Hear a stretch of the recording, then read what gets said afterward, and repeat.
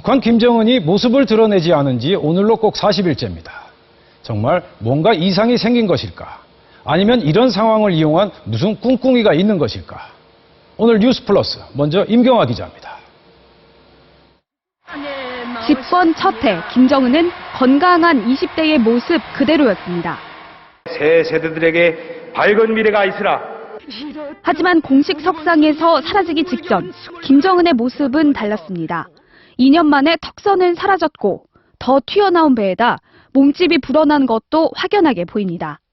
90kg대의 몸무게가 110kg까지 불어난 것으로 추정됩니다. 어린 나이의 세습을 정당화하기 위해 할아버지인 김일성과 닮으려고 일부러 살을 찌웠다는 분석이 나왔었습니다. 문제는 건강입니다.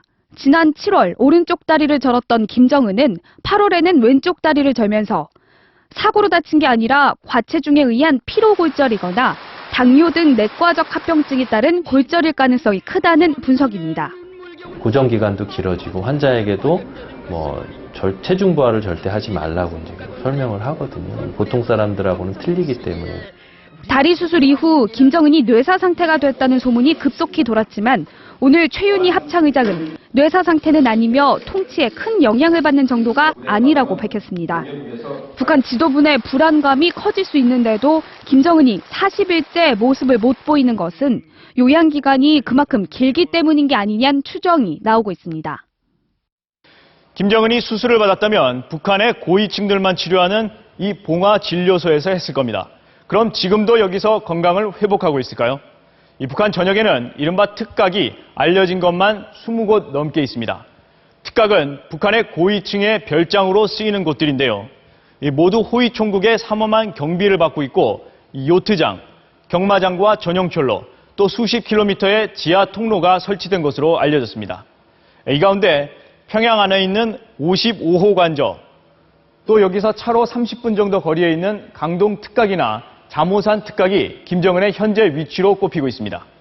김정은은 이곳에서 요양하면서 지휘도 하고 있는 것으로 추정하고 있습니다.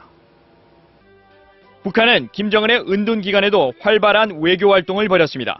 15년 만에 처음으로 리수용 외무상을 유엔에 보내 연설을 시켰고 분단 이후 처음으로 인민군 총정치국장까지 남한에 보냈습니다. 세계, 우리 민족이 세계 패권에서 좀 앞으로 같이 나갑니다. 아버지 김정일이 80일 넘게 은둔했을 때 대외 활동이 거의 없었던 것과는 다릅니다. 집권 3년차, 어떻게든 대외 관계를 개선해야 한다는 조급함이 묻어나는 대목입니다. 김정은은 핵과 경제의 동시개발, 경제특구 13곳 추진 등 경제 계획을 발표했지만 외국 자본의 투자가 막혀 사실상 답보 상태입니다.